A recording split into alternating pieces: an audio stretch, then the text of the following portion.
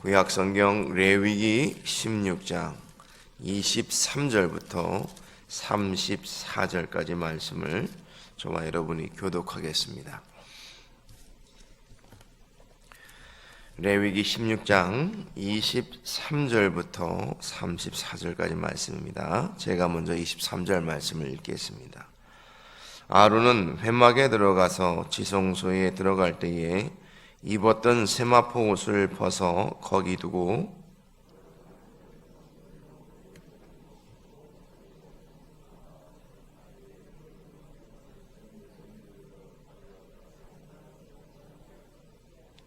속죄 제물의 기름을 제단에서 불사를 것이요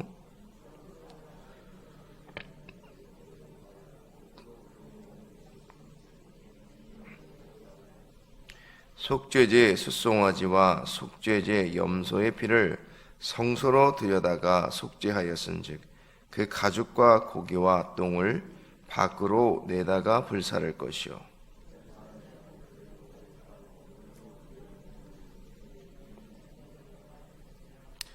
너희는 영원히 이 규례를 지킬지니라. 일곱째 달 곧 그 달 10일에 너희는 스스로 괴롭게 하고 아무 일도 하지 말되 본토인이든지 너희 중에 거류하는 거류민이든지 그리하라.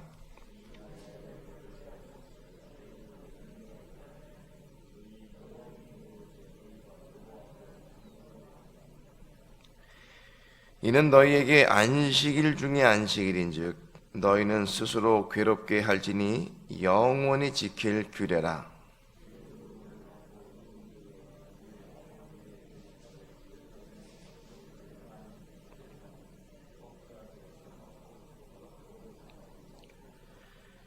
지성소를 속죄하며 회막과 제단을 속죄하고 또 제사장들과 백성의 회중을 위하여 속죄할지니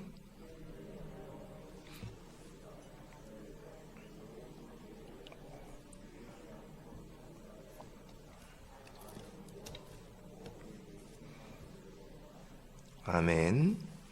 오늘 새벽에는 영원한 규례 대속죄일이라는 제목으로 말씀을 나누도록 하겠습니다. 대속죄일은 어떤 날일까요?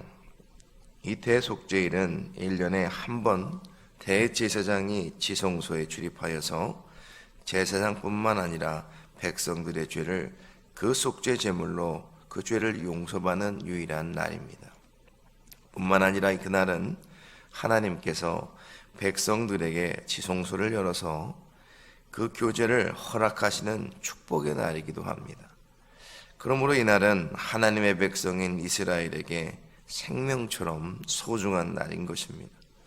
그렇다면 오늘날 우리는 이 대속죄일에 근거하여서 하나님 앞에 어떻게 나아가야 하겠습니까? 본문을 통해서 살펴보기를 원하고 또 함께 기도하고자 하는 것입니다. 23절부터 28절은 대속죄일에 참여자들의 가져야 할 정결법을 마치고 후속 절차들을 소개하고 있습니다. 크게 세 가지 영역에서 이루어지게 되는데 먼저 대제사장, 그리고 아사셀 염소를 보낸 자, 그리고 속죄제 고기를 처리한 사람을 들 수 있습니다. 첫째로 23절을 보시면 대제사장은 대속죄일의 제의를 마친 후에 자신이 입었던 세마포 옷을 거기 두었다고 말씀합니다. 본문이 말하는 거기는 이 회막이라고 되어 있지만 어떤 곳에 어떻게 두는지를 명확하게 알 수는 없습니다.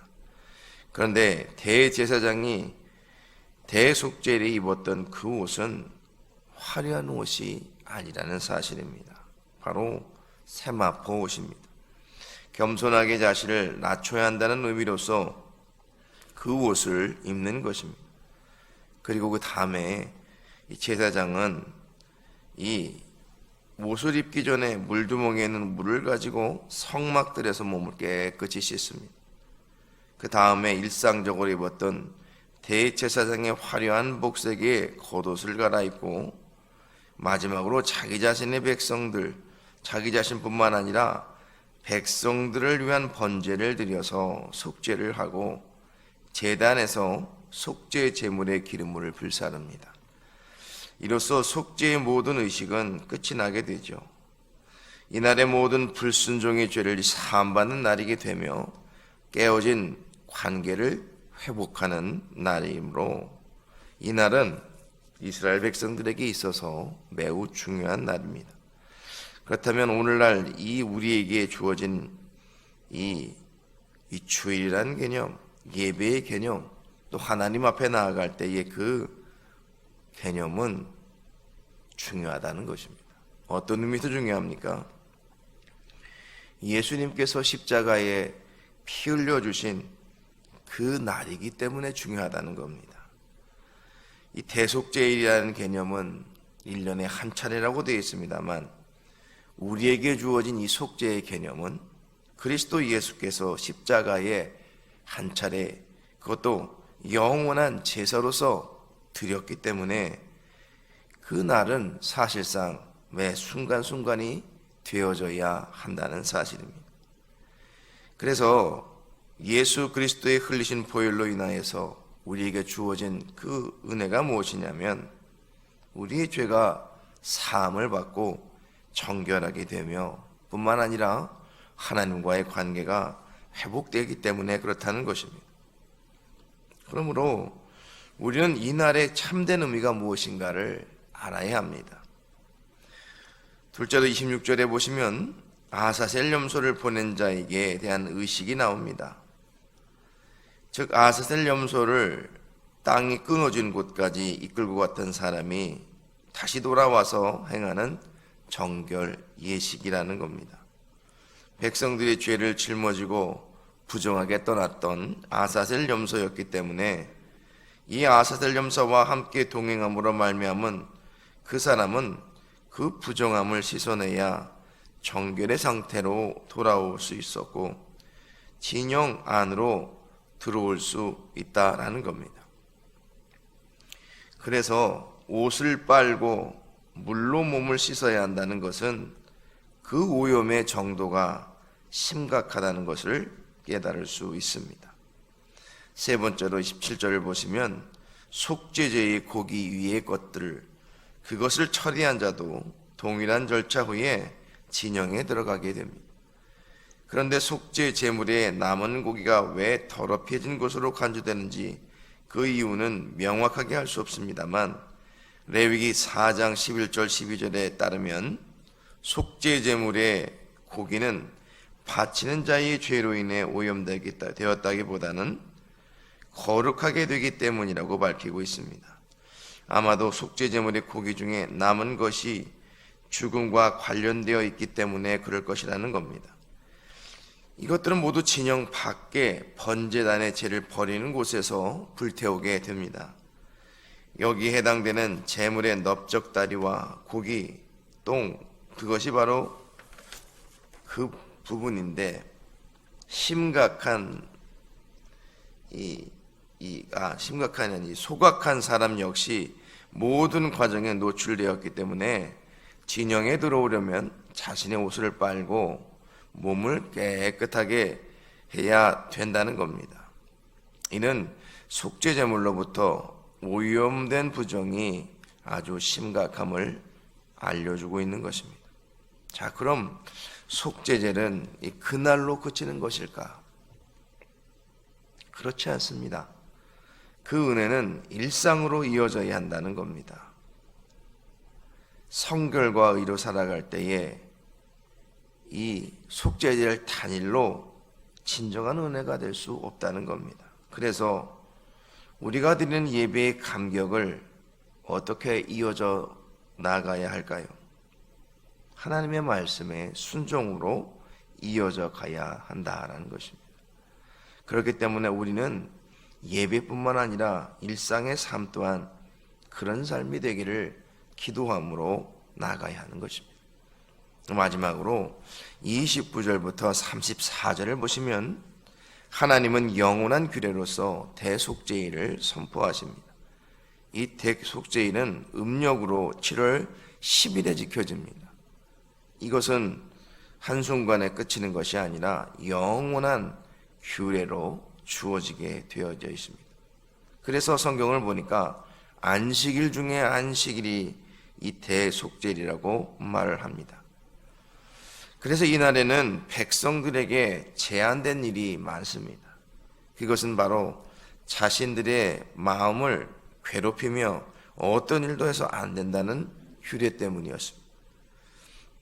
이 심령을 괴롭힌다는 의미가 무엇이냐면 아마도 백성들이 그 마음을 낮추고 겸손하게 한다는 그런 의미라는 겁니다.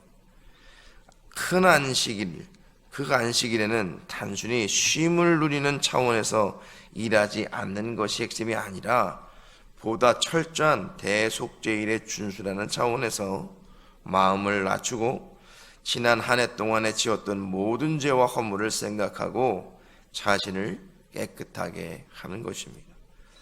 대속죄일의 제사가 죄와 부정결의 문제를 해결했지만 그와 함께 백성의 가난한 마음과 진정한 회개가 동반될 때에 진정한 의미의 속죄가 완성된다는 그런 의미인 것입니다. 실제로 대속죄에 있는 음력 이 7월 1일이라고 표현될 수 있겠습니다. 나팔절로서 이 이스라엘에게 새로운 한 해의 시작을 알리는 날이게 되는데 지나온 한 해 해결되지 못한 모든 허물과 죄악을 생각해야만 했습니다.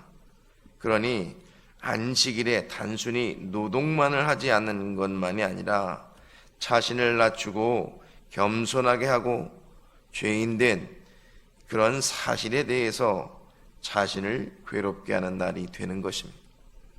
전통적으로 유대인들에게는 6가지의 특별히 금지된 일이 있습니다. 그것이 무엇이냐면 먹는 일, 마시는 일, 목욕하는 일, 기름을 바르는 일, 신을 씻는 일, 그리고 관계를 가지는 것. 어린아이와 병자, 임산부를 제외하면 모든 사람들에게는 가장 철저하게 금식하였다라는 거죠. 그러면 마지막 부분에 하나님은 대속죄일의 규정 부분에 제사장이 입을 옷에 대해서 어떻게 서술하고 끝을 맺을까요? 32절부터 34절의 내용을 우리 함께 읽도록 하겠습니다. 시작. 기름 부음을 받고 위임되어 자기의 아버지를 대신하여 제사장의 직분을 행하는 제사장은 속죄하되 세마포 옷 곧 거룩한 옷을 입고 지성소를 속죄하며 회막과 제단을 속죄하고 또 제사장들과 회중의 백성의 회중을 위하여 속죄할지니 이는 너희가 영원히 지킬 규례라. 이스라엘의 자손의 모든 죄를 위하여 1년에 한 번 속죄할 것이니라. 아론이 여호와께서 모세에게 명령하신 대로 행하니라. 아멘. 속죄일은 제사장이 죽더라도 아버지 대신 위임을 받은 아들이 매년 중단 없이 지켜야 했다는 겁니다. 반복하여서 속죄일을 지키는 것에서 알 수 있듯이 구약의 속죄 제사는 죄인에게 온전하고 최종적인 용서를 줄 수 없었다는 겁니다. 자기 죄악을 스스로 대속할 수 있는 사람도 없었습니다.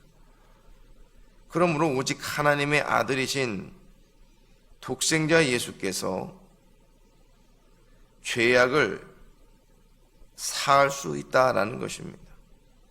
히브리서 기자의 말씀을 인용하자면 하나님의 지극히 거룩한 임재로 들어가는 유일한 길이 바로 예수 그리스도의 피를 통해 열리게 되었다라는 것입니다.